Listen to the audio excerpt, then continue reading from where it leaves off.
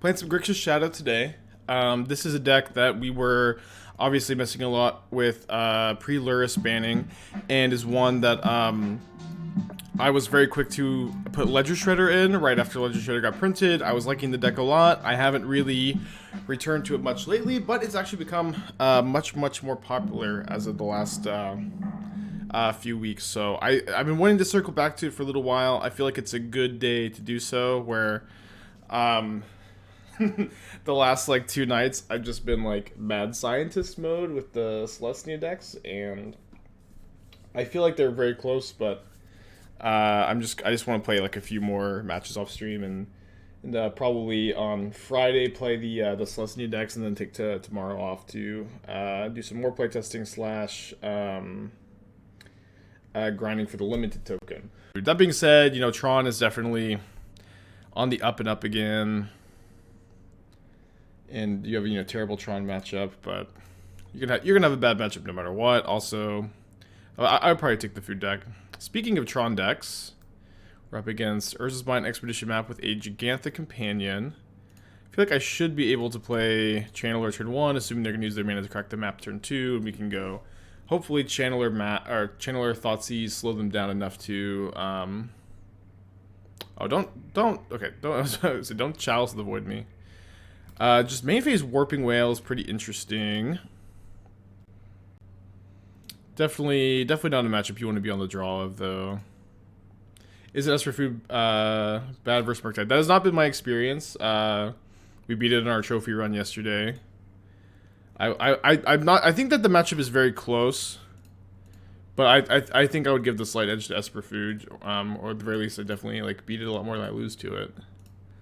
Okay, no more spells in their hand. And they do have Natty Tron, though, so they can maybe get a Blast Zone with the Dragon Regis, or with the Expedition map here, so not sure if I want to commit to a second Channeler, or did they just draw like a Karn or something? Maybe it's just Jegantha in hand. No, of course not. Dang it. If they get Bridge, I just can't beat Bridge, I think. They probably should know that too. Rough start. Budget Food Guide coming soon. I love the deck, but I'm broke. Well, that would be nice. I don't know if I have any ideas for Budget Food, though. Yeah, I mean, my opponent's will be able to get Worm Coil, Sundering Titan, and Staring Bridge next turn. I can't kill the Karn, but I can go to game 2. Okay, rough start. I'm interested in cutting the Unholy Heats, and some number of the bolts for Alpine Moon. Definitely Tourach on the play. And I may do something like just 2 Spell Pierces. I think Kroxa is okay. Oh, I also really often cut the 4th Shadow in this matchup, because like Shadow's just not online that early, and you really don't want to draw too early. Think about all the Pierces on the play. Yeah, no K commands today. Yeah, as far as Budget Food goes, it's really tough because, like, Shredder does so much for the deck. But you would have to, like I can't imagine, but you could maybe cut Shredder. I don't know how exactly, but you would also like have to play Urza Saga still, and you have to play Mishra's Bauble for Emery. I don't know if that card's expensive in paper, but it feels like it's hard to get it underneath $200. Breezy, thank you for the 16 months. Appreciate you. Okay, let's keep this hand. I think that I am interested in going Ragavan on turn 1 into Channeler, Bauble, Thoughtseize on turn 2. Sorry, so I think I said Ragavan turn 2. Ragavan turn 1, the rest of my hand turn 2. Fight Club Flash, what's that about? Well, you can look at the deck list. It's a Pioneer Brew that is my second prep to deck of the day. Bauble's $10, yeah, it's rough for the budget deck.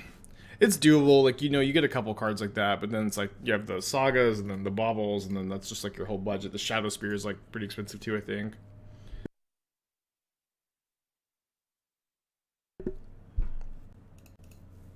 And then it's also like, maybe you can get a budget deck working for the food list, right? But is this budget version of the food deck going to be like the best bang for your buck? Probably not, because like you really, these like really synergistic decks are usually not ones that you can afford to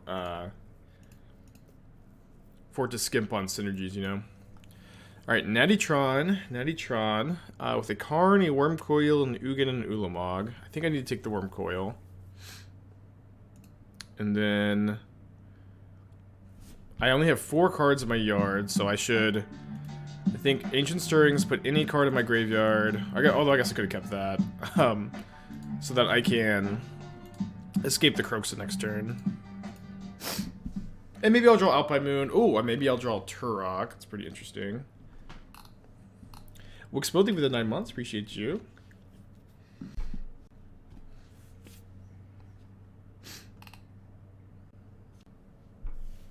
So I would love to just snipe the tower out of their hand with the Tourach. That would be what the kids call easy mode, I think.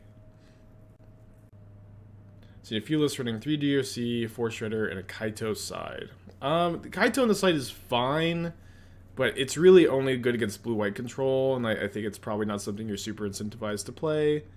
Oh, maybe instead of that, we'll just draw Alpine Moon, actually. It's not a bad hit either.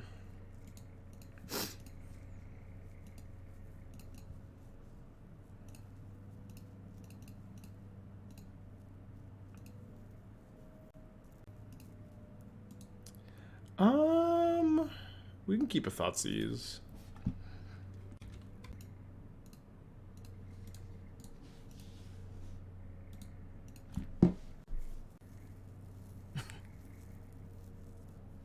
But yeah, I mean, just like Murktide, there's not like too many like super wrong ways to build the Grixis deck. Okay, so if I play Thoughtseize pre-combat, I have 5. I put my opponent to 3. I think it's a bit better to Thoughtseize after Tourach, though. Or if my opponent kills Ragavan in response to Thoughtseize, just cast Tourach.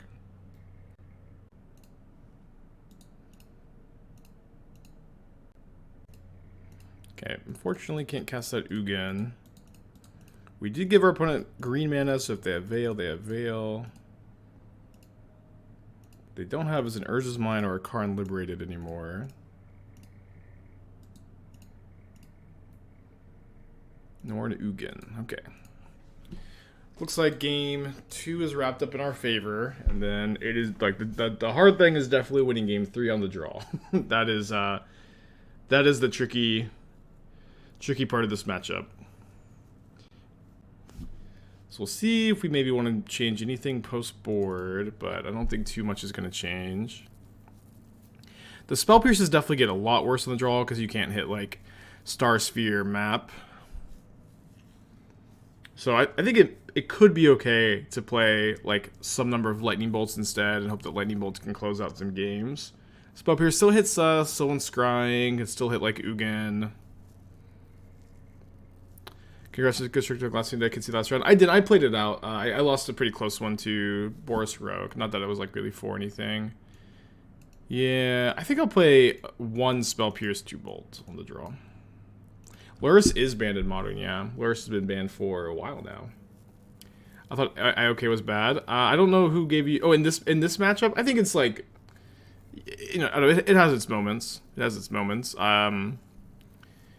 Just like snagging the crucial Sylvan Scrying or Expedition map, although not on the draw, is really, really nice. I usually leave it in. No K command seems scary this match. Kolaghan's command is not the solution to the Tron matchup. People act like it is a lot of the time, but I don't feel like the lack of Kolaghan's command is going to make or break us in this match. Like in this matchup, Kolaghan's command is like your 1 outer 2 ensnaring bridge sometimes, and beyond that, it's not super irrelevant. Well, we're on the draw. I like Spell Pierce slot in the play. We just had them in on the play. I think they're a bit worse on the draw. I'm going to go Inquisition, I think, into Ragavan Thoughtseize this game.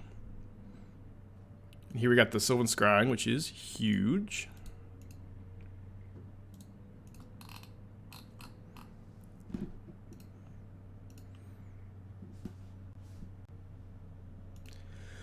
Karn liberated, 2 mystery cards in hand.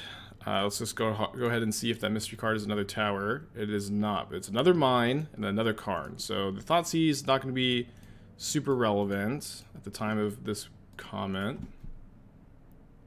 To be fair, a lot of games come down to needing River Bridge. Yeah, but again, like Kolaghan's Command being your one outer to bridge is just like, it's just not that relevant. Like, sure, it's like it will give you some percentage points of the matchup, but the comment, no ensnaring bridge makes this matchup scary. I just don't feel like rings very true, as it just never really feels like the most relevant card in the matchup, or even like close to it. I think I'm gonna go a little bit slower here into the O-Stone. Kroxa, Hold Up Drown. Like, I would much rather have 3rd Alpine Moon in the sideboard than Kolaghan's Command. I would much rather have, you know, Ceremonious Rejection instead of Kolaghan's Command.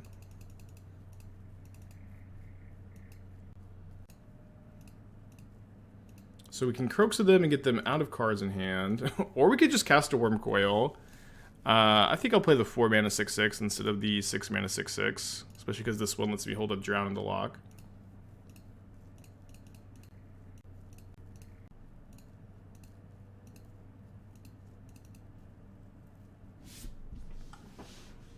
So if they draw land, they can O-Stone. They didn't draw land, and it looks like hopefully we'll be able to just get that last card out of their hand with the Kroxa again.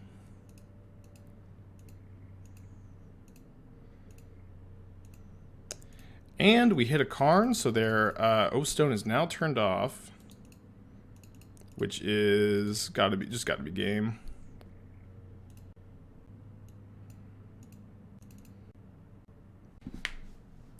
Lucky. Oh, and they drew the land. Oh no. Okay. Managed to beat Tron. Definitely not a favorable matchup. I remember back during the first trophy race, I was playing a ton of Grixis Shadow, and then Principe was playing a ton of Mono Green Tron. Well, and then hopefully we have the we get to play the anniversary tournament this weekend. Hopefully I get the limited token, which I think if I'm just firing like 4 bullets, I'll be able to get it, but we'll see. I've lost, I think, 3 limited tokens already this season at 3 and 1. I think I'm gonna Inquisition on turn 1. Whoa, my opponent has only an Inkmoth Nexus as a creature. Hopefully we can just take both hammers and they don't draw a 0/1 mana creature here. No Flusterstorm, or is the Cascade matchup that good? Well, we have Spell Pierce instead of Flusterstorm. we have Spell Pierce instead of Flusterstorm. Okay, so they have another hammer. So if I think at this turn I have to Thoughtseize a hammer, hold up a lightning bolt. Thoughtseize is very relevant for the blue-white control matchup because this card counters Rest in Peace and Teferi Time Raveler. You lose equity against Cascade by playing Spell Pierce instead, but not that much equity. And you gain equity against the blue-white control matchup, which is your worst matchup as Grixis Shadow. And so I've usually found that trade-off to be worth it. I think it's probably still worth it here, but it is a conversation for sure. Thank you, sweetheart.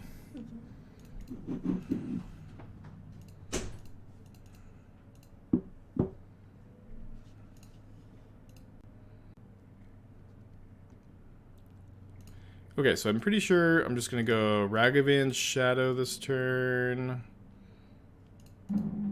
Although Shredder being flying is really interesting. But, this doesn't even lose to... We know their hand is Sigarda's Aid Hammer, so they can't even draw the 4th hammer to get us super bad here. Is Burn not the worst matchup? No, Burn is super close. I would say that against, like...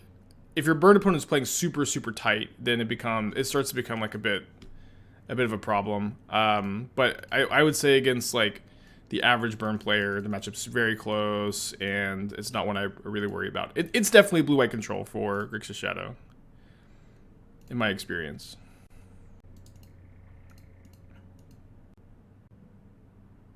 Also, run Spell Pierce is a budget option for Flusterstorm. It is in any other deck. I would recommend playing Spell Pierce instead of Flusterstorm in this deck, though. But yeah, that is definitely an option for you. They're not trading Sentinel for Ragavan, which is kind of weird since the Ragavan trigger just pays for Sentinel. Shadow Spear is interesting. I think I'm not going to cast it though.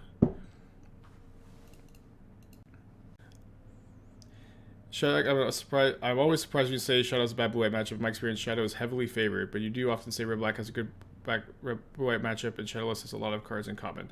Tourach, well, Tourach is in the sideboard. Like, you know, there's a huge difference between, in this deck, the 2 copies of Tourach in the sideboard and the 3 main deck one side in red-black. Din of the Bugbear and Dothi Voidwalker are also huge factors, and Seasoned Pyromancer, Liliana are huge factors for red-black being favored against blue-white compared to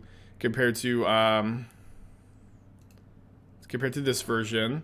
It is also definitely the case that sorry, I don't know, I'm blanking so much today. Definitely the case that like Shadow is like way more vulnerable to Supreme Verdict, and way more vulnerable to Rest in Peace, and way more vulnerable to Chalice of the Void and Solitude because that's Shadow. To Very Time Raveler because you're playing counter spells. It's really, to be honest, it's like every single card that like is different from Grixis Shadow to red black is like more vulnerable against specifically blue white control than the red black list is. I think I'm sending in. Shadow's a fine blue white matchup. Yeah, I mean this is also like just every single day I talk about matchups, and every single day people hear me say this deck's worst matchup is blue-white control. And what I feel like you guys are hearing me say is that this deck can't beat blue-white control. This deck is totally capable of beating blue-white control. But of all of the meta decks in the format, blue-white control I think is the best against it. Maybe it's 4-color Omnath, but in my experience, like blue, like you know, you are like 42, like between 40 and 45% against blue-white control, which is a really bad matchup. Playing, and this is my experience playing a lot of both sides of Shadow and blue-white, right? You know, decks like this, decks like Grixis Shadow, blue-white, Omnath, Murktide. These decks have, John, red-black, these decks have much more even matchup spreads. Like, your bad matchups are never like going to be super, super lopsided with this deck, with a few exceptions. But like Hammer Time is favored against Murktide, not by a ton, like just like a couple percentage points, but Hammer Time is favored, you know. And this deck again, I really think that blue white is a big favorite in the Grixis versus blue white matchup. Why am I inclined on playing Shadow Rat at the moment? I mean, so this is kind of one thing where, you know, in just the leagues right here, when I'm just playing leagues, I'm very rarely just like trying to pick an established deck and just like, this is my new metagame call, Grixis Shadow. For the most part, at the moment, I think that the Streets of New Capenna were super, super deep for Constructed. Super, super deep for Constructed. But it's been like 2 months now, and things are starting to dry up a little bit. And I'm kind of in the process of circling back to old lists I was working on at the beginning of the Streets of New Capenna, seeing how they feel now that I've got a little bit of separation from it, see how they feel in the new metagame. That's really what my goal is here. I know that this looks like I'm just kind of taking the new Grixis Shadow list, but I was also like on this list like 1 week after the Streets release, and I've been pretty happy with the deck overall. It's been a little bit while since I sideboarded this matchup. I think I'm going to go down to 3 discard spells in the draw, 3 Ragavan, 3 Channeler, 3 Shadow, no Kroxa. Yeah, oh, sorry, I forgot the dress downs. Yeah, sorry, obviously you want all the dress downs. Busy rambling. Yeah, obviously you bring those in. How would you build Esper Reanimate with Archon differently? Okay, so here's like the Esper Reanimator Copium.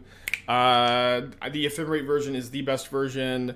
You could potentially play a Chalice of the Void version to hedge against the Murktide matchup. That could be fine. But I think for the most part, Esper Reanimator is really unfavored. If you want to play a somewhat well-favored Reanimator deck, I do recommend the Mono Black. That's Reanimator Game 1, sideboarded to mid-range games 2-3.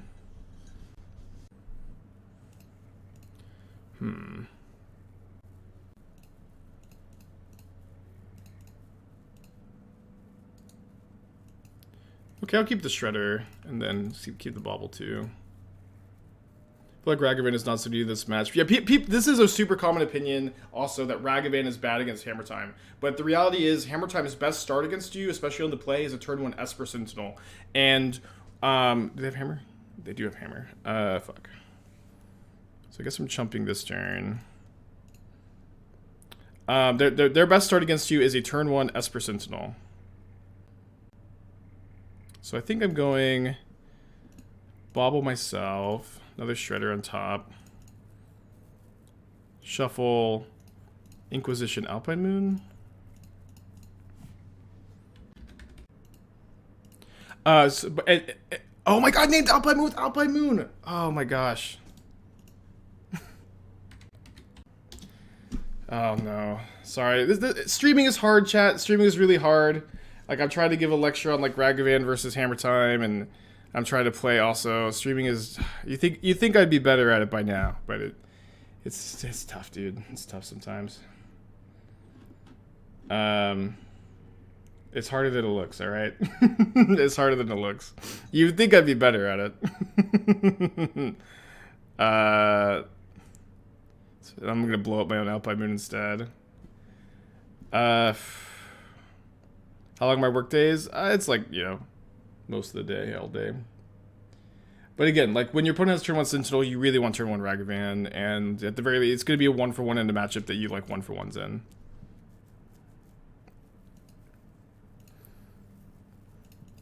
Oh, sorry, I was even supposed to bauble myself first. What was the misplay? I named Alpine Moon with Alpine Moon, and I needed to name Urza Saga, but I was just, you know... My mind was more on the conversation at work here.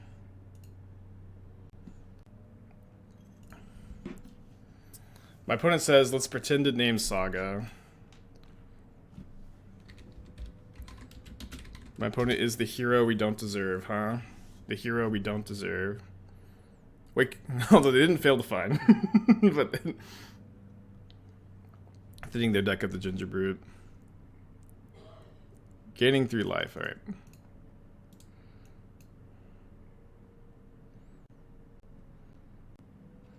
So I can't get double blue up this turn. How important is it to hold up Drown in the Loch against 1 card in hand? Probably not super important. Well, Sanctifier deck's kind of scary. Opponent didn't make token. Yeah, opponent. So I obviously, like, I misplayed. I misclicked on the Alpine Moon. My opponent said in the chat that they're going to pretend like I had named the correct card. Not something that they should feel obligated to do, but, you know, is a nice, I think, sporting thing to do. Yeah, I don't think they realized they could fail to find. Could Jegantha here. It's probably fine. And then, I don't mind going to 1 probably. Especially with the Ginger Brute out of the deck.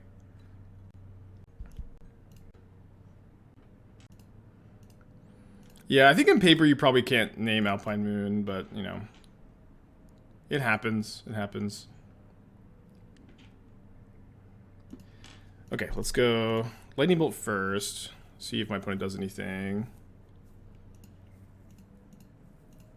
No basic island in the deck. The deck has way too many red and black spells to want to play the basic island. Ready for MH2 tomorrow? Kind of. So like, what's kind of funny is I got invited to like a MH2 draft on Monday, and I just like kind of incidentally practiced some MH2 already this week in paper. So that was kind of lucky. Good timing on that. MH2 is probably like one of my least drafted formats ever. I guess maybe not. Maybe not exactly. Like there's been like some recent standard sets I haven't drafted at all, but I think MH2 probably stopped the end of me like learning every limited format. Like even like before MH2, I would definitely spend a lot of time just off stream playing the limited formats for fun. With MH2, I feel like I got too busy for limited, unfortunately. How did Cube go yesterday? We didn't. I haven't actually played my matches yet of the Cube yesterday.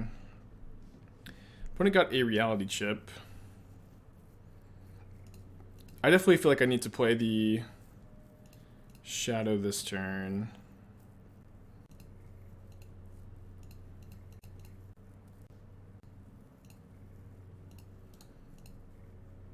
Yeah, we have our constructed token. The plan is tomorrow for me to take the stream off to grind the limited token.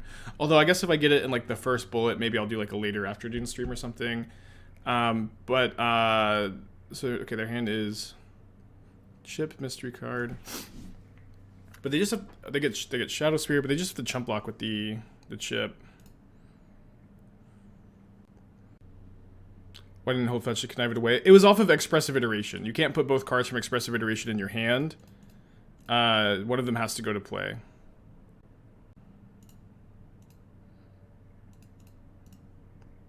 But despite my mis-sideboarding and misclicking, we won. Thanks to my opponent's good sportsmanship, mostly.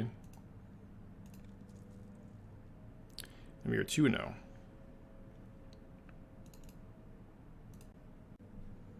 But it just felt like time to circle back to this deck. You know, I've been talking about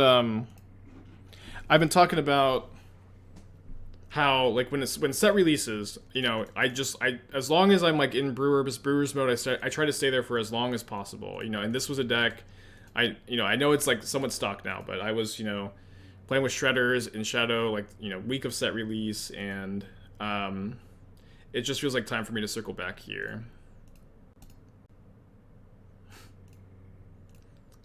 Okay, sniping a Scape Shift out of the deck. Maybe the only copy. Thank you. Yeah, GG's Limited. Thank you for the the Urza Saga sportsmanship. I was rambling about like the dynamics of like leaving in Ragavan in the matchup. And I just like my brain was not in the moment at the moment. Red-green. Is it Fire Ice? Alright, rewarded for not playing that Channeler pre-combat. TG Goldfish podcast, they said Shaman would be fine and modern. Seems like seems way too good on that deck. You think? No, I think Death Red Shaman unbanned would be I would not be in favor of the decision. I mean, so also, like, I should say, when I say, like, I don't like Death Red Shaman, the idea of Death Red Shaman being unbanned, you know, it's very important to make the distinction that, you know, just different people have different ban list philosophies, you know what I mean? Like, I think that our Modern right now has, like, a too high a concentration of linear decks. I think that, non-linear decks. I think that the fair decks in Modern are already make up almost the entirety of the Tier 1 decks in the format. And with that being the case, I think unbanning Deathray Shaman as a huge buff to the non-linear decks just doesn't make much sense to me, especially when you would see like Grixis Shadow, 4-color Omnath, and probably like, you know, in the Jund decks just all immediately playing it, and they're immediately going to be playing it till the end of time too. This is also something I like to say as well. If you ever unban a card, and that card is a tier 1 staple until the end of time and goes in every single like fair deck until the end of time, or every single, you know, archetype deck until it gets banned again, or until the you know, the heat death of the universe, I think that is a mistake. I think it is a mistake to ever should I play my land? I think I'll hold it for connive.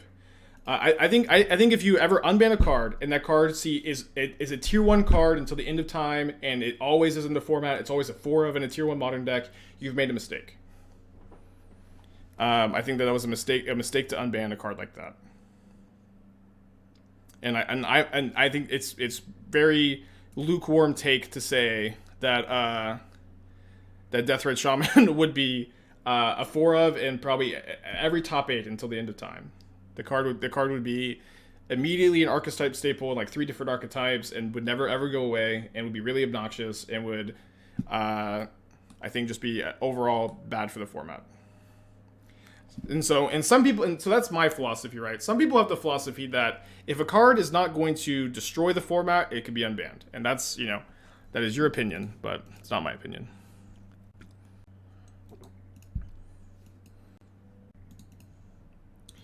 Do you think Stoneforge fits that description? No, absolutely not. Like, just, I think it would be wild to think that Stoneforge Mystic fits that description, especially when it was unbanned. It saw very, very little play. Now, later they printed a Colossus Hammer, and now Stoneforge Mystic is a staple of one specific archetype, and it is fringe playable in a lot of, like, other brews, which I think makes it a perfect unban. Deathrite Shaman, or sorry, not, Jace the Divine Sculptor, Bloodbraid Elf, Bitter Blossom, Wild Nikotl. These were all, I think, amazing examples of good unbans that, like, the format had actually, like, left power level wise. Cards that are just super safe to unban. I don't think Deathrite Shaman meets that description at all. Shaman also banned in Legacy on power level, you know, is just too good, I think. Yeah, I think a lot of people also talk about unbanning Punishing Fire. I think Punishing Fire leads to really miserable gameplay, especially on Magic Online. It only further seeks to hate out small creature tribal decks that are already being super hated out. But I think that, like, I don't think Punishing Fire would be busted. I think the gameplay with it's pretty bad, especially, like, the triggers of Magic Online are miserable, and I think it'd just be better to not have it.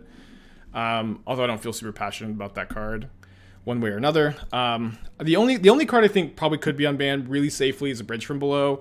Bridge from Below never should have been banned in the first place. Like, when they banned Bridge from Below instead of Hogak and Faithless Looting, it was just such a joke. It was just the biggest joke ever, and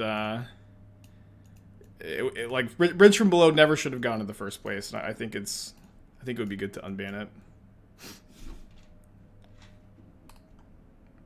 Which bridge adding to the format? Unironically, non-linear decks in the format, I think in Modern need a buff. I think obviously there are some. Sorry. I keep mixing this up. Linear decks in Modern, I think, need a buff. For the most part, the fair decks have been really dominant in Modern for like a year. With, you know, there are some linear decks that are viable. The Modern metagame is not unhealthy for the most part, but I think, like, graveyard focused linear decks need a buff. And I think that they've always been a big part of Modern's identity. And I also think, here's another thing too. Bridge from Below, I think, would be terrible. So this is not like me saying this is like the solution to that issue. But linear graveyard decks need a buff in Modern. And Bridge from Below would be terrible now that the Evoke incarnations are in the format. Like, I think the card would be, like, fringe playable in some brews. It may be fun to mess around with. I think ultimately would be, like, just, like, not a good strategy because of the presence of the Evoke incarnations. Glimpses linear. Yeah. I'm not saying that there are no linear decks in Modern. There's plenty of them. Hammer Time, Living End. But I think especially the graveyard focused ones besides Living End, and this would not be a buff to Living End, by the way, could use a small buff. That's all the only point I'm trying to make here. What gives Storm need to be competitive again? It did show up recently at a tournament. I'm not of the opinion that it's, like, secretly a great deck or anything. Brutal. But it's probably more playable than the amount of play it sees, which is, you know, 0.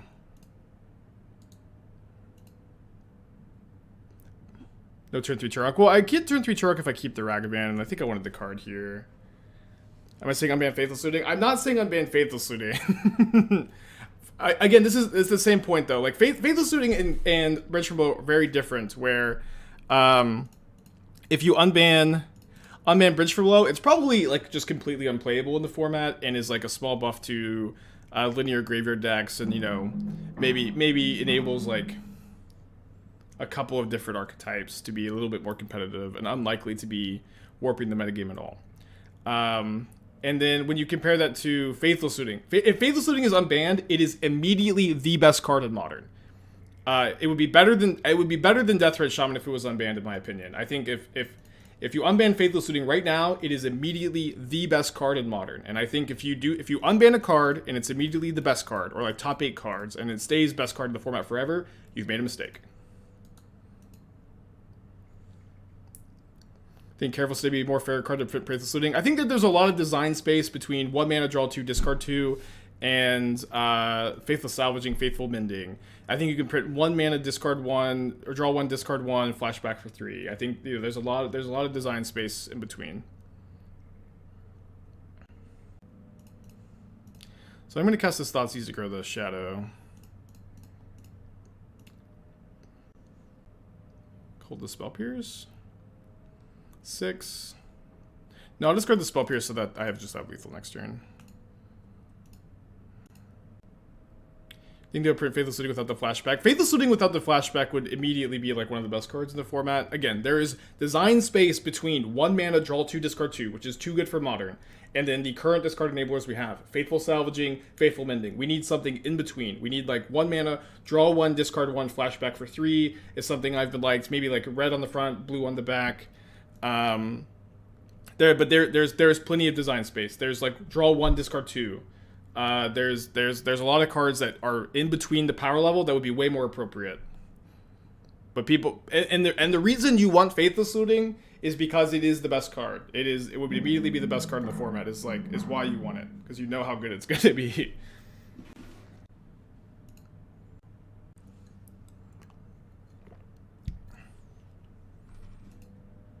Leovold in Modern? I hate Leovold. I don't know. It's like one thing I love about Modern is it's safe from the dumb commander cards that should never have been printed and constructed in the first place, in my incredibly humble opinion, my incredibly humble and based opinion. Like, I've always really disliked that the commander cards are just go to Modern. I think that cards like Leovold and cards like True Name Nemesis and Palace Jailer and like the Monarch cards in general, I think are all like just overall bad for constructed or 60 card constructed, and I don't like that they go to Legacy or at least like these specific cards I think have been pretty bad for Legacy. Palace Jailer is a fair and balanced cards. I think Monarch in 60 card formats is like generally bad, but it is true you shouldn't evaluate any card on the mechanic, but I'm just not a fan. What can I say? Yeah, I know we have the same conversation all the time, but I think these can be good conversations to have. It's kind of weird. I think we're discarding Drown so I can Thoughtseize again this turn. Got the Iteration. I'll just keep the next round. Yeah, I think Dak would be a good addition to Modern. It's like one of the few cards I think would be good. There's currently discard 1, draw 1. Yeah. Again, I think discard 1, draw 1 is I think too bad. But draw 1, discard 1 with flashback would be good, or draw 1, discard 2 potentially could be good. Maybe with flashback, maybe without. Again, there's just a lot of design space in between Careful City, Faithless Looting, which I think are too good, and then what we currently have. And I would like to see something more middle of the ground.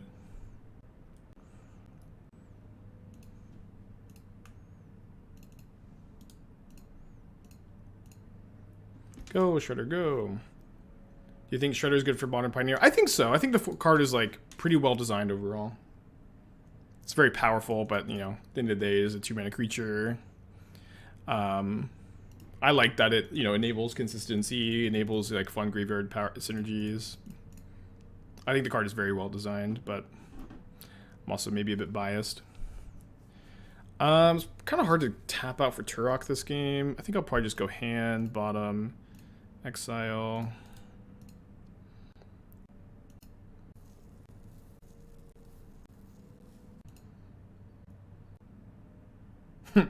Oops, all Expressive Iterations. Can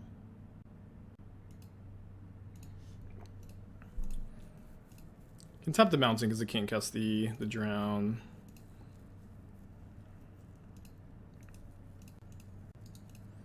So I still have Steam Vents in the deck, so I can, if I tap either of these, I can cast the Drown. Maybe die to Bolt, but it's probably okay.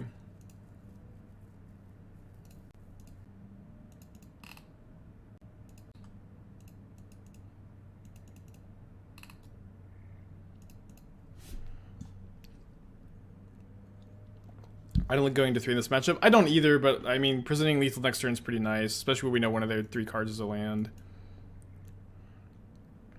Like, they have to have, like, their hand has to be, like, Scapeshift Lightning Bolt to kill me, and, you know, maybe we can't lose if we just hold up Double Drown the whole game, too, but I think I'm just, like, not that scared of Scapeshift Lightning Bolt.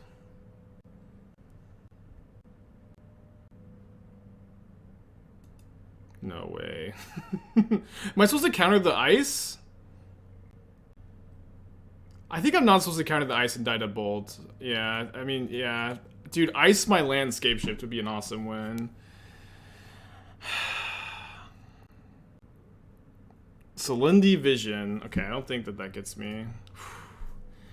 I built Esper Foodie. Needs to suggest before I take the FNM.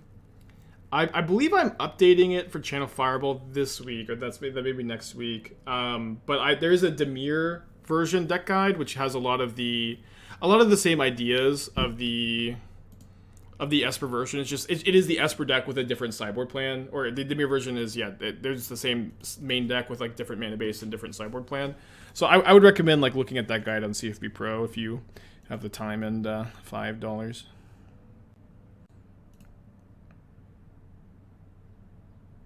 You're trying to high roll the ice draw, yeah, which is why I think I was maybe supposed to counter the ice, but I mean it's just like play around bolt or play around scape shift, and I think that with that being the case, I guess, but you deny them a draw if you counted off ice, so probably was better to counter. What a good play though.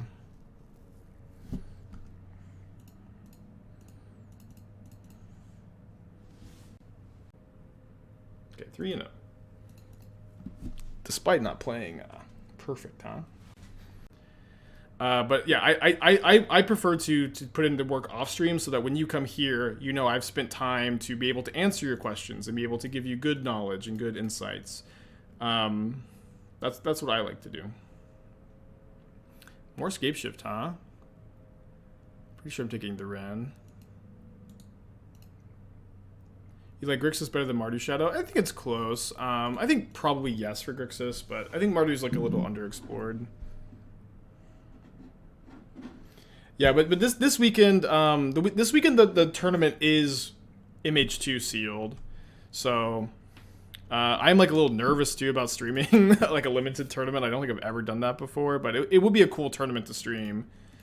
And at that point, I'll have like played enough MH2 that I could probably answer some questions well.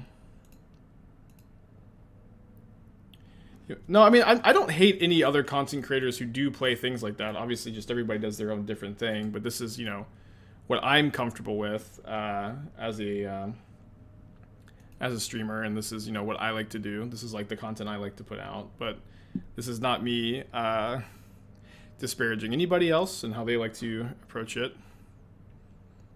And also, I've said this a few times too, but, the modern... The modern, the magic content scene in general is, full of that kind of stuff. It is full of people playing things for the first time, and there is a demand for that, and that is entertaining to watch too. And then I think there's other people who are more entertaining to watch learn a format than me, but that's just not what I like to do. Yeah, red green scape shift really dumpsters 4-color.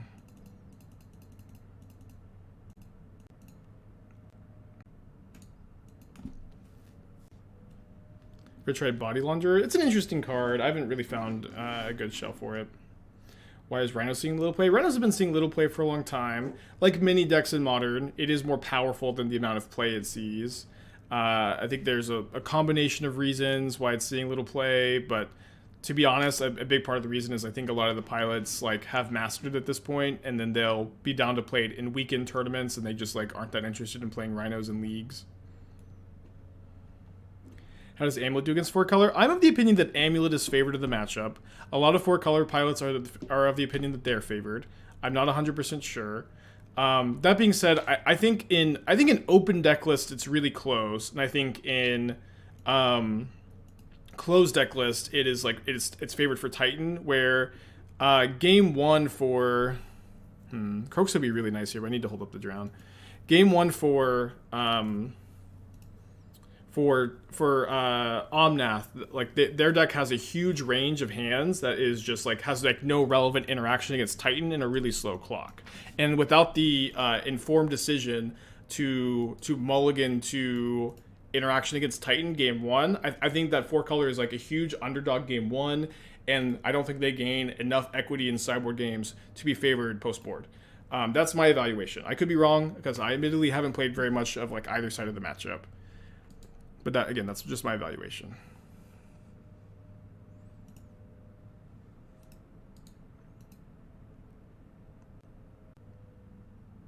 Is that a common problem, Yorion versus linear decks? Yeah. Yorion is, generally unfavored against linear decks in my experience and in my opinion. I am currently 15-0 against Yorion food against Yorion with the food deck. I've definitely like just really liked the dynamics of the linear decks against food.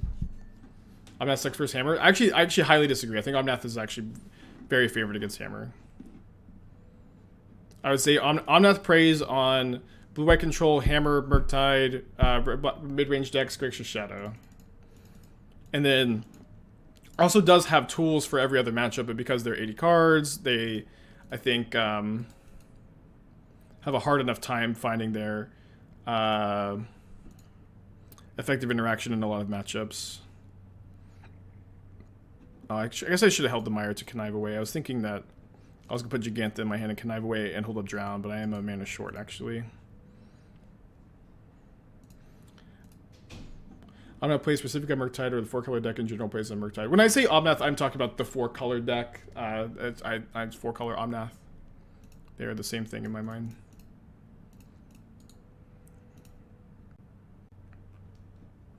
What about the Bringslight's Valky build? Have I tried it after MH2? I was trying it a bunch, like right after MH2, obviously, because it was like my favorite deck before. I think the Bringslight Valky is just generally not that well positioned in Modern. You can play it in like the Bringslight, Scape Shift decks that are more like sorcery speed, tap out, but I haven't been a big fan of them for a while, and I like the more controlling shells. I'm not sure if I like the Spell Pierces. They really are, they lose a lot of equity really fast. I do like the Tourachs. I think I'm going to play 1 Spell Pierce. 2 Dress Down. Maybe I want to play both Dress Down and Terminate, so I can Dress Down a Titan and then Terminate it. So maybe I need to do something like Trim on Shredders to make room for these. I think that this makes sense.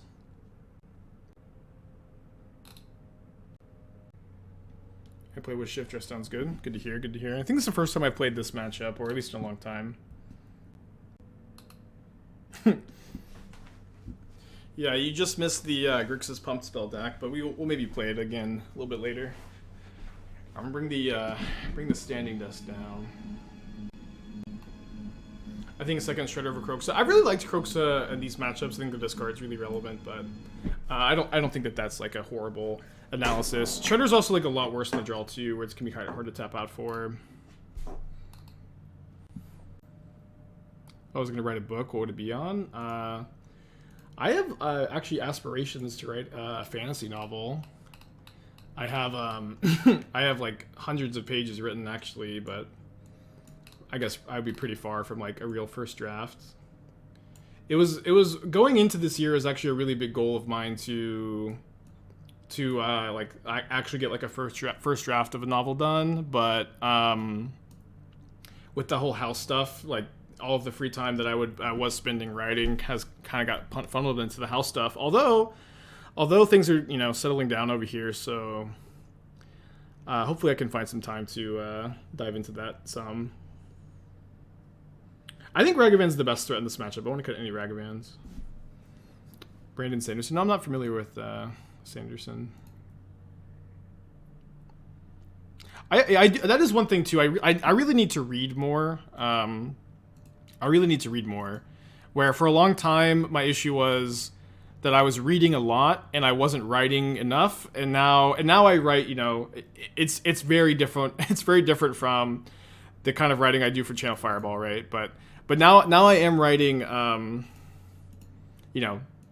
thousands of words a week, and man, so I have a delta on top. I think I need that delta badly enough that I'm going to just draw it. It's Ren and 6 for sure, but this is fine. But now I'm just like not reading very much, so I need to like get my hours in on that. Yeah, they had the Ren and 6. I don't know. What do you guys think there? Do you guys think that it's correct to keep the land on top and just not play anything on turn 1, or do you think you have to cast the Inquisition for Ren and 6? I'm not sure.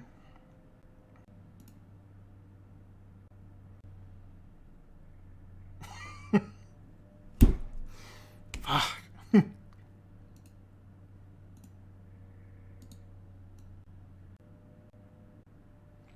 You have 3 Jaws of the land. Yeah.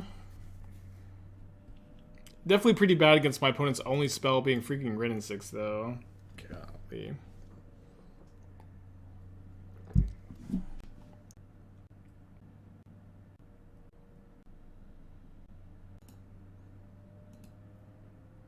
I guess I should have left in some Unholy Heats, too.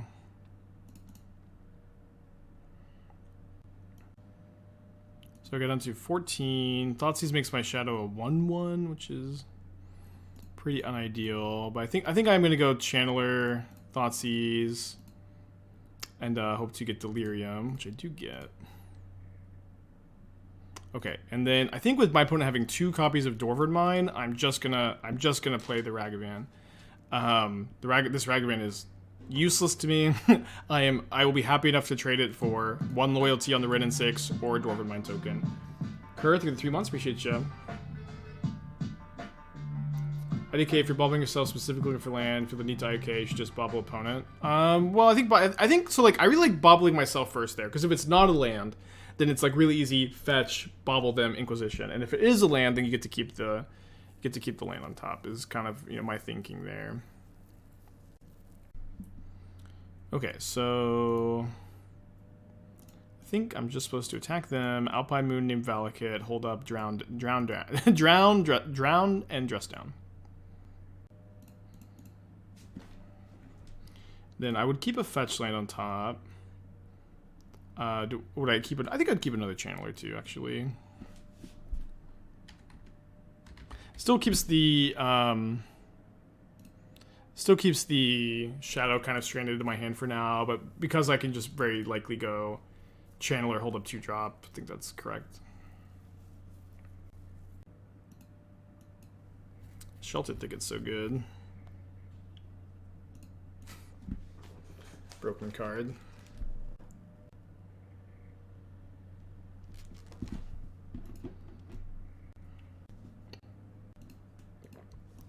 I remember when Field of the Dead first got printed, the red-green Valakut deck was pretty popular, and it was just so rough to bring an Alpine Moon against them, since they would have Valakut and Field of the Dead, so like they just tutored up whichever one you didn't name with the Alpine Moon. It was rough stuff. 1 Tomb of Amori would be better than Takenuma the mana base. Guaranteed 5 uncounterable damage with Mayhem Devil, likely 10 with Spark removal. Okay, I'm not familiar with Tomb of Umari. Let's read it. Way more interesting than this game.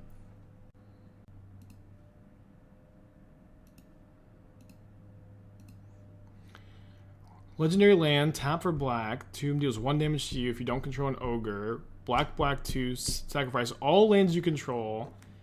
Make a new Mari, 5/5 token with flying.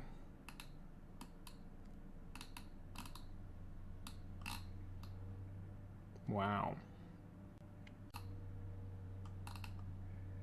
Yeah. It is sick with Mayhem Devil. This is a good suggestion, I think. Can I afford to counter this? Yeah, definitely an interesting suggestion at the very least. I think I'm gonna counter it.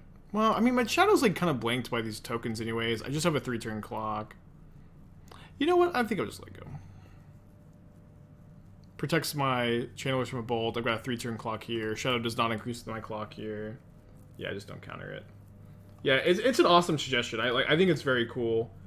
I'll be thinking about it. So that would definitely go more so in the Ob Nixilis version of Red Black Sack than the Jund version. The first copy seems good. I don't know that you necessarily need to cut the Takenuma. Takenuma is definitely not amazing. It's like okay with Kroxa though. That's probably what gets cut. But I'm like pretty into it actually. Great suggestion. Probably one of the best chat suggestions ever.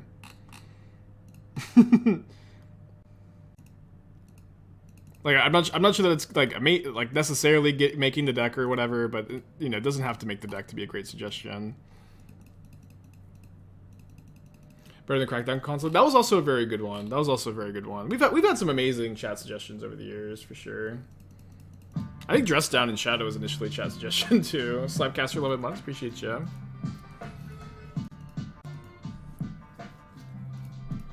Oh, Trepanation Blade, that was a good. Yeah, we've got some smart chatters out there, huh? And they all just love to be made fun of by me.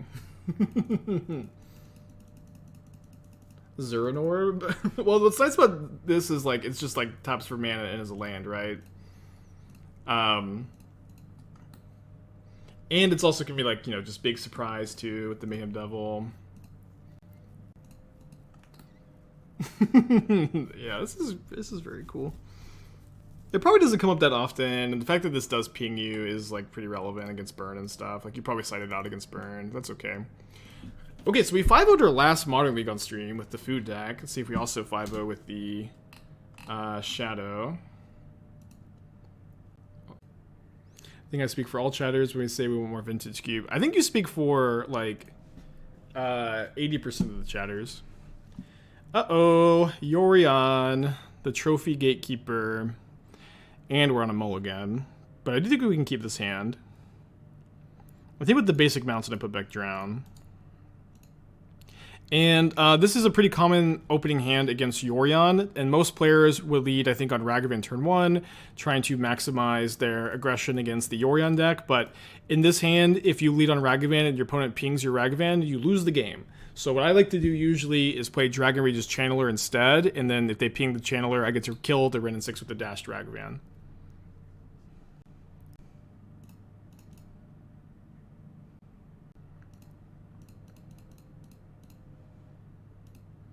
What's the more decks, Rag or Shredder? It's gotta be Shredder, right? Because, like, I feel like Shredder goes in every Ragavan deck, which is, all the Ragavan decks are really just, like, Shadow and Murktide, right? Like, there's not a third Ragavan deck, I think. I mean, there's gotta be, like, some, like, Brews and stuff, but as far as, like, popular decks, it's just, like, just those. And then Shredder goes in a lot more decks than that. I think this turn I kind of like Ragavan, Hold Up Heat, Drown. John, yeah, that's right, John, Red Black, yeah, those two, yeah, right. Okay, and those are decks that Shredder's not in, but Shredder's in, you know, more obscure decks too, like Food, like Prowess. Yeah, it's probably close. It's a good question. I'm not sure. Yeah, Boros Stoneblade, you know, was another kind of obscure deck. Only has 3 cards in hand.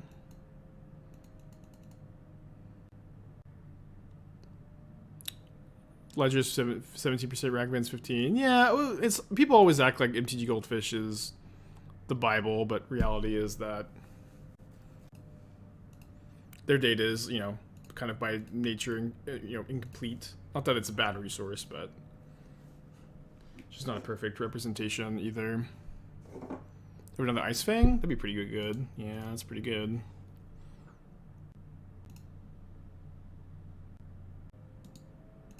Let's go to Windswept Heath. Curse You, Omnath. No fetch land, though? Okay, guess we settle for that. Because I have the mountain, I can't double drown this turn, so I think I should expressively iterate. Can hit Heat or land here, although I think I'm just gonna go. I'm gonna get Blood Crypt and Drown. The only good Omnath is a dead Omnath.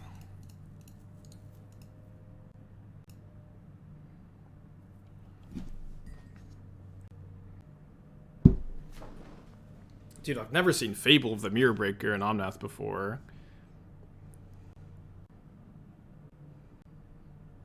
I think I'm supposed to go Shredder, Lightning Bolt, Hold Up Drown this turn instead of escaping Kroxa, because I maybe give my chance to Kroxa, Hold Up Drown next turn, but I have to, you know, draw a land.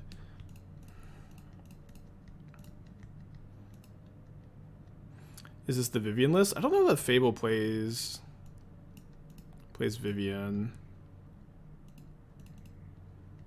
Or Vivian plays Fable, sorry. I don't know, you know, it's 4-color Omnath, like they have some flex spots and they can play, you know, whatever they want in them. Oh, yeah, it could be the Vivian pod. No, Ragavan, does the Vivian pod one play Ragavan? I don't think it does. Evoke Fury, pitch Ren in 6. I think I let this go.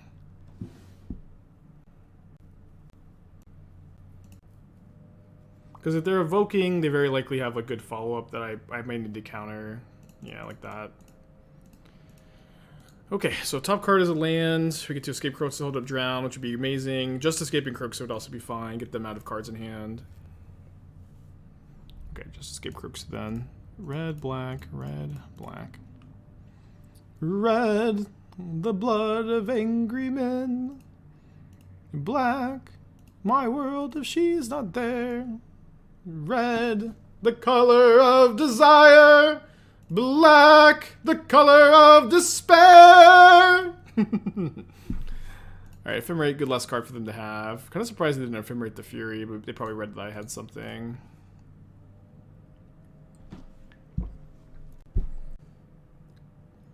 Yeah, the Kroxa Anthem. Yorion in the hand, so we really need to hold up the Drown for that, although it's kind of problematic that they have Reflection plus Icewing almost active. So I kind of need to find removal spell. Kind of need to find removal spell, he says, huh? Wow, discarded Yorion. You ever just discard Yorion? What is the other card?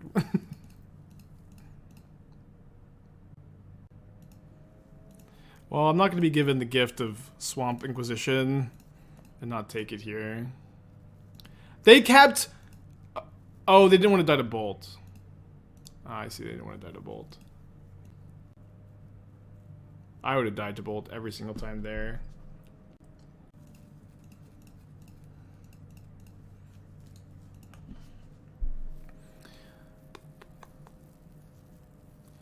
Okay, so they have to chump block my Kroxa, but they also go down to 3. They're dead to a future Bolt. It's not really a draw, but they need to draw Omnath or Exile-based removal. They need to do it this turn. They conceded? They conceded? They have so many outs! They have so many outs! They're a Solitude Prismatic Ending Omnath deck. What in the world? They can't fetch? They can fetch. They chump block and they go to 3, then they fetch next turn, gain life off the Omnath, maybe draw land off the Omnath. They were dead on board, escape Kroxa. No, the Icewings don't have Death Touch, chat. The Icewings don't have Death Touch, they just chump block. They weren't dead, the Icewings didn't have Death Touch. I get why does they did have Death Touch? Am I just wrong? Every single chatter seems to think they had Death Touch, but I'm pretty confident they didn't. They had 1 Snow Basic, 2 Icewings, and an uncracked fetch. Were there really 2 Snowlands there? I really... No, they had 2 Triomes, Beseiju, Basic Forest, and then uncracked fetch. I don't know, chat. I think I might be right about this one. I know it doesn't happen that often, or I'm getting yelled at, but I might actually... be on the right side of the screaming match. I'm gonna draw. I'm gonna trim a Ragavan. Maybe I don't want 3rd dress down. Actually, let me just play 2. Let's try this.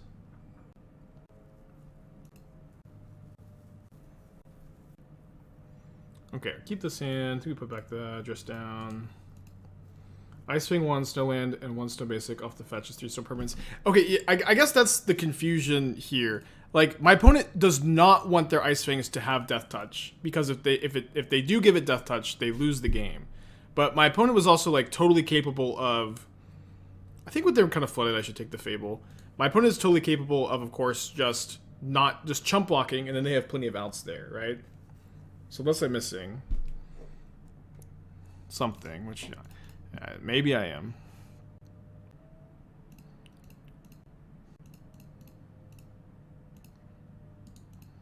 Inside you have 2 Ice Fangs. Underrated comment. Dude, I think Spyro probably does mean it's the pod version. Not sideboarding some hand disruption. So bad top deck. You need the hand disruption in the early game so badly, and you can also shred them away. And also like Thoughtseize being able to answer Yorion is certainly like I feel like a pretty key part of this matchup dynamic. I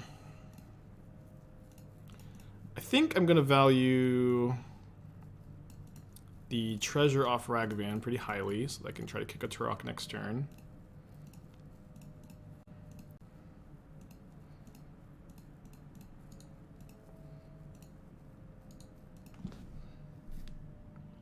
Can you explain why you lead turn 1 with Seize instead of either Ragavan Channeler? Ren and 6. Ren and 6. You can play Ragavan Channeler turn 1 or Thoughtseize there, because if they ping your Channeler, you can dash Ragavan, kill Ren, but I would rather Thoughtseize it instead. Okay, no Yorion in the hand is nice.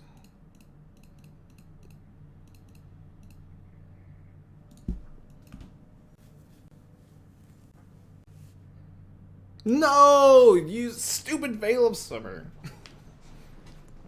I hate Veil of Summer so much.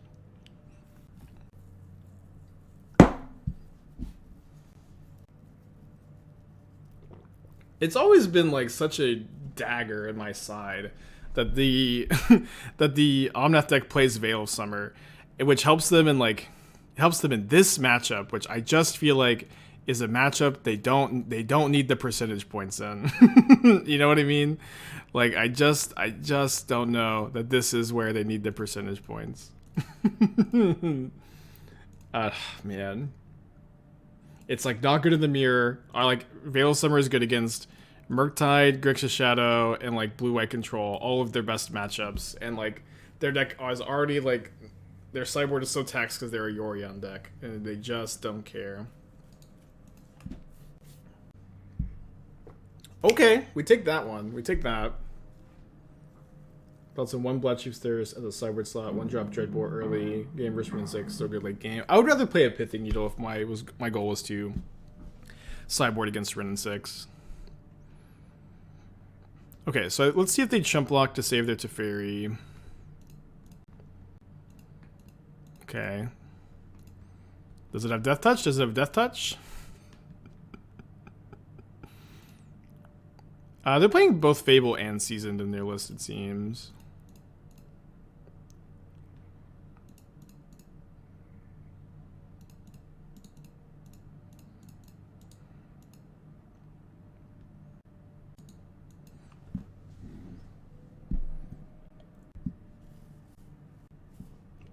Oops, all Ice Fangs.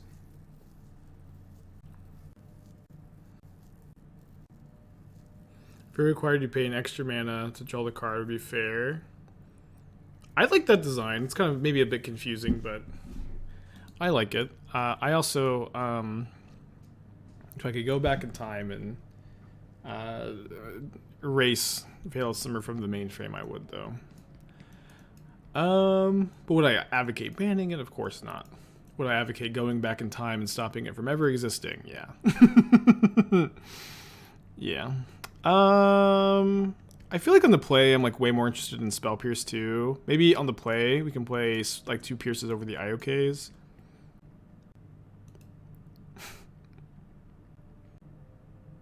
If I could design a companion, what do I do? Okay, the companion would be 0 mana. 0 mana, and require you to be playing decks with Urza's land and the types. And then it's 0 mana, and it says in parentheses, you can actually cast this without paying the 3 mana. You can pay the 3 mana for the companion whenever you want at this point in the game. You have to pay it honor system. You have to pay it, but you can pay it later. And then what it does for 0 mana, it enters the battlefield, it tutors Urza's Tower, Urza's Power Plant, Urza's Mine, and Urza's Saga into your hand. And the companion is called Urza's Little Helper. And the flavor text, again, is fuck you. That's the flavor text on the card. Urza's Little Helper, yeah.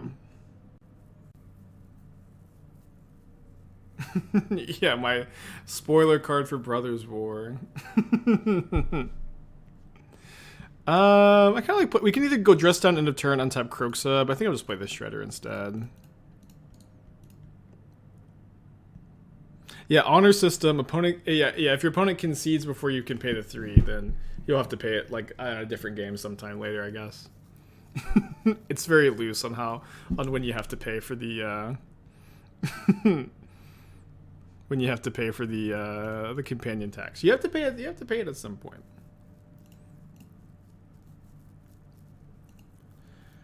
Okay. I really want this Watery Grave so that I can Tourach next turn. Could hold up Dress Down, but I think I'll just play the Kroxa.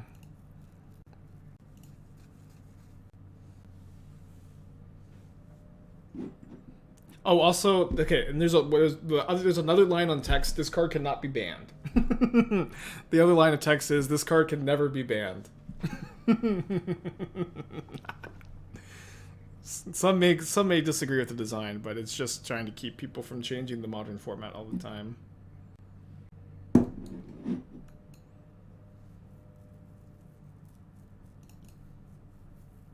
Yeah. Parentheses, fire design. Discard Renin 6 Expressive Iteration.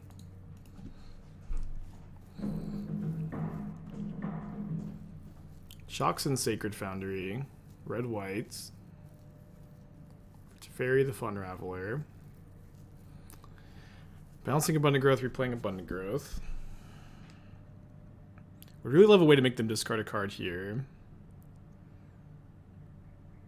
No such luck. So they have to trade Tourach for Endurance.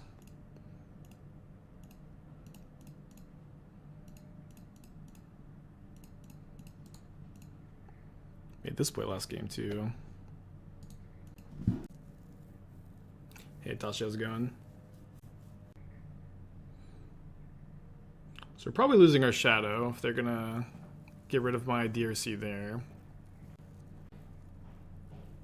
And if we're gonna lose our Shadow, then I think it probably doesn't make sense to main phase this Dress Down to try to hit them for 13.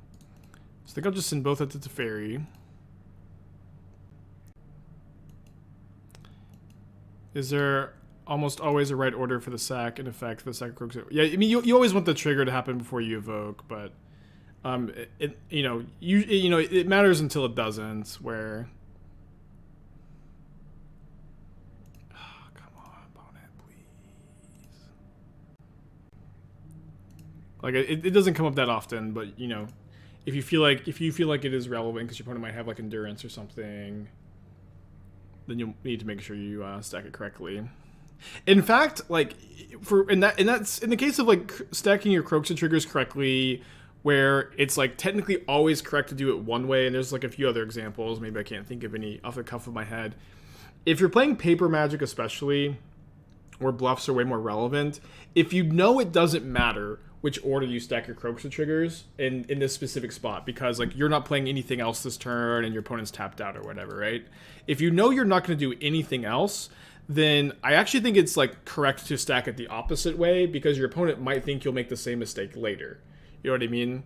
It's like really, really small, and it's like very dangerous to try to get into that habit, but it is like it's like the smallest edge ever or whatever. But I do think it is like slightly correct to stack it that way in those cases.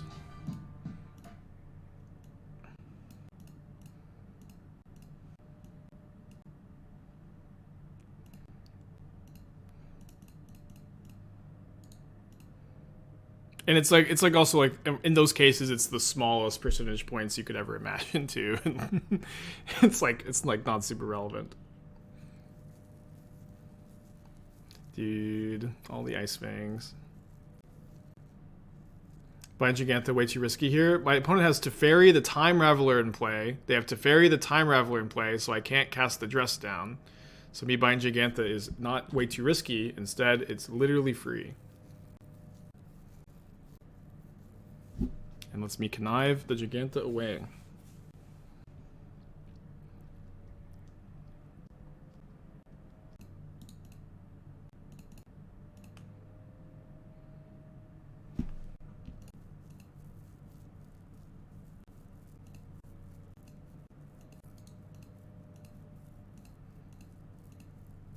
We won the first sideboard game, I think. Hold this for connive, I think. No Thoughtseize keep for Yorion. I mean, I think we just have to loot it away. Like if we can kill the Teferi, we can dress down the Yorion.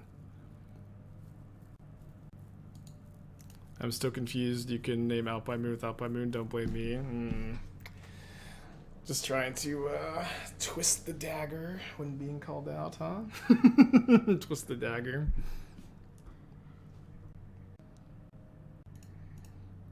The stupid Teferi gonna die. Can be so hard to win from here.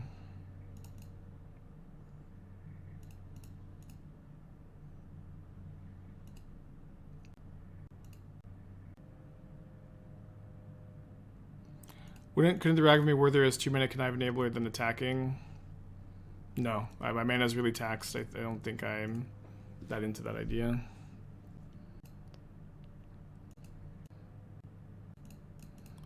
Guess I was probably supposed to cycle in their main phase. I thought for sure that they were going to cast the Yorion, though. I mean, the fact that they have something to do besides Yorion means I'm just like super toast, too.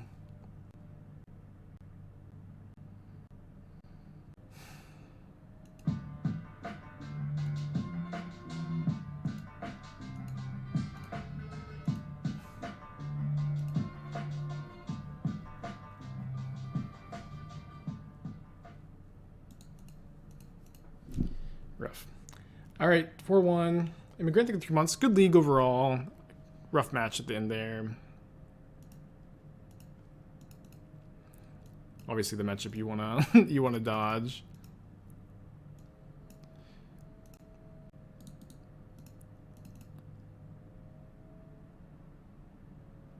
My trusts have been kind of bad lately too. Clever Scab. Maybe people will buy out Autocron Worm for Neoform, huh?